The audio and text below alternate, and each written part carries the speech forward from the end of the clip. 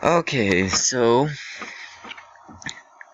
this is my senior project, and I am Hurst Hermes. My senior project was, in basic sense, the C family coding. And so I chose C Sharp and Microsoft Visual Studio programs in C Sharp, and they actually have a function known as a Windows Form application that allows you to graphically build stuff like this, which makes life a million times easier. So, for this login menu, it actually does work. I do have an account made, and we'll go into the register side in a minute here and talk about that. But anyways, let's log in and kind of see what is going on inside my project. Okay, username and password is correct. Okay. So, I have 4 buttons on the home screen: sign out, donate, messenger, and games. The messenger is still a million light years away, so it's easier to just say this option is coming soon. The donate button, it opens up the menu, but none of it works apart from the back button. The games, you got Tank Warfare, which is going to exist, and it looks like it's broken, and that quit button works. And then you have guess 3 numbers,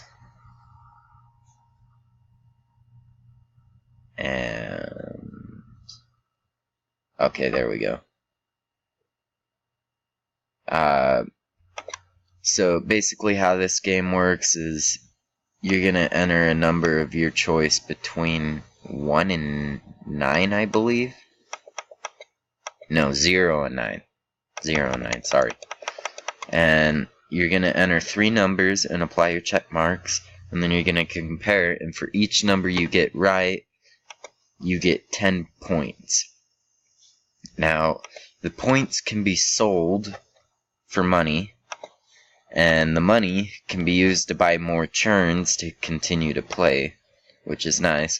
Now, there is no close button, so the only way to close this is simply the X there, and then I'm going to restart the application.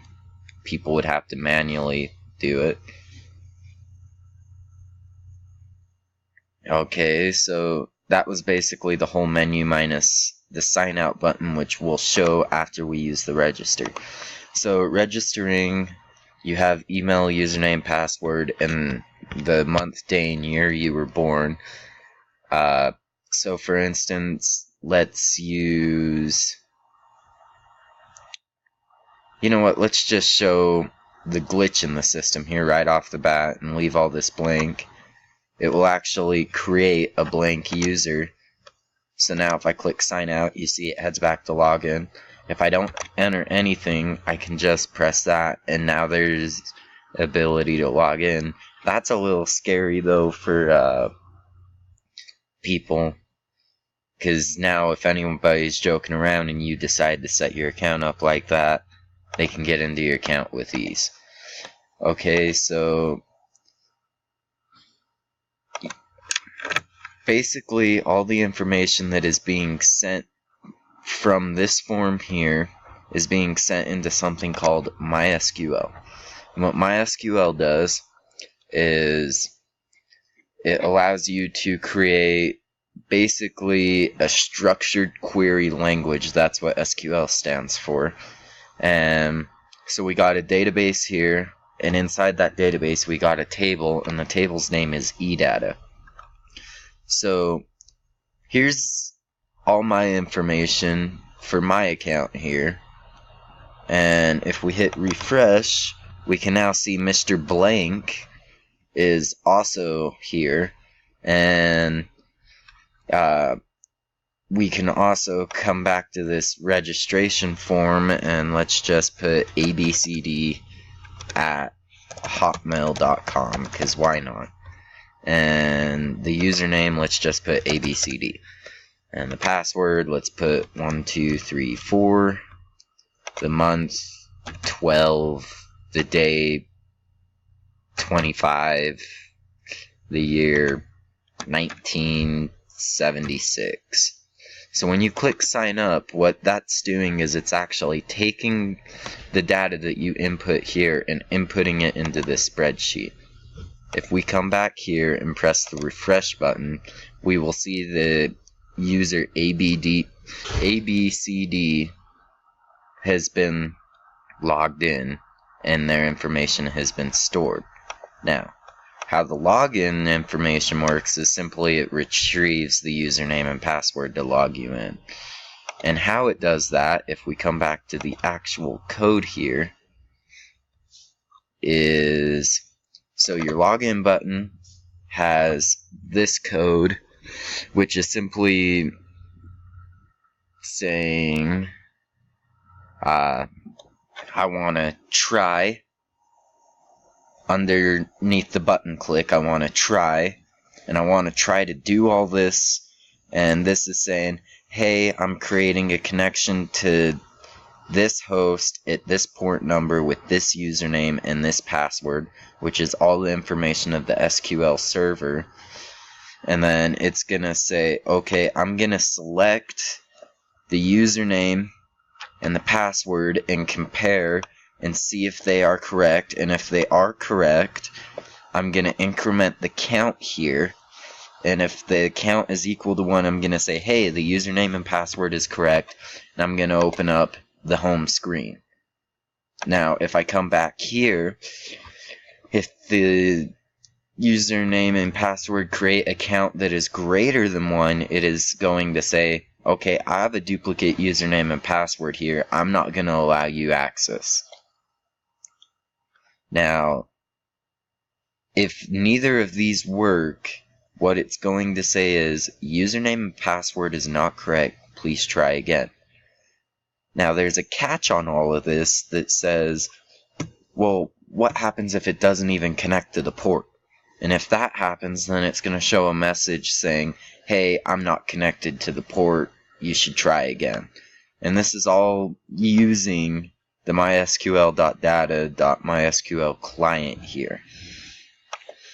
Now, if we head back to Form 2, the sign up form, and double click the sign up button to see the code, what this is basically doing is it's saying, hey, I'm going to insert into that table at this port location and all that data, and I'm going to insert the email, the username, the month, day, year, and password, and I'm going to use these values to do it,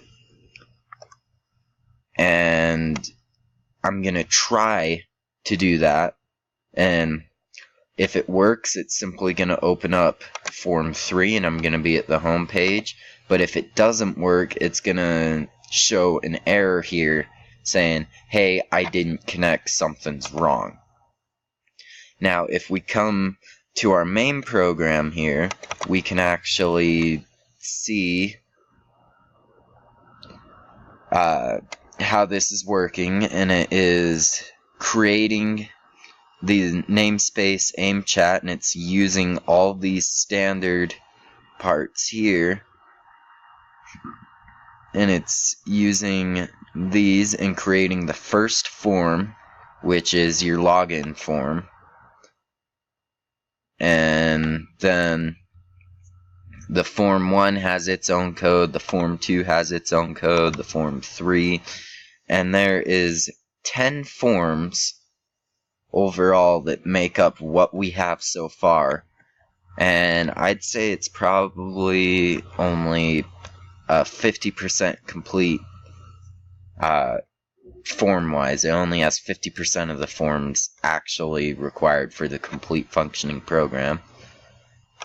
Now, if we head back to MySQL, again, this is the eData table, and it's storing the data, and let's say a user has been bad. Mr. Blank has been bad, and he's doing stuff he's not supposed to. So we can actually just simply say delete, I don't want you here anymore. And you know what? Mr. ABCD has been bad too. He's getting deleted.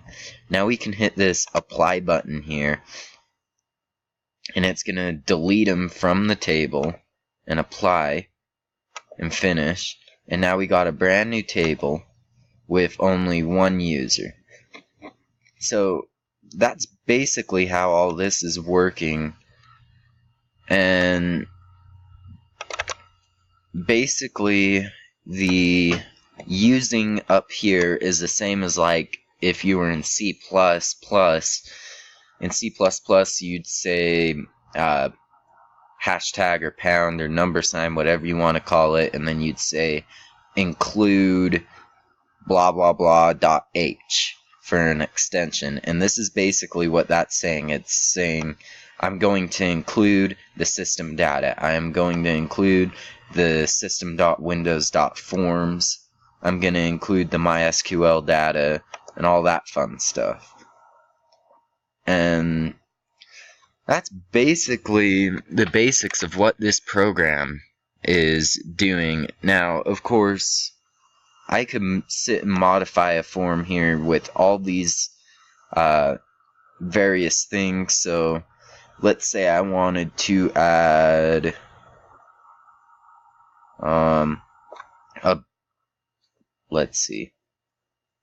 let's add a radio button, a radial button. We all know what one of those is. A little click check button. So, see, it has dragged it in now and made it lickety-split to do that. Now, I can actually tie this to do something when I do the sign up, or have it do something when I click on it, which is very nice and very useful. It allows us to, in a later date, create games, for instance, the little mini games and things like that, which is really nice. But anyways, I hope you have enjoyed this kind of senior project explanation and how it's working, and I hope you have a Merry Christmas, since it is December 22nd and we're on Christmas break now. So I hope you have a Merry Christmas and a Happy New Year's, and I will see you guys all back in class. Bye!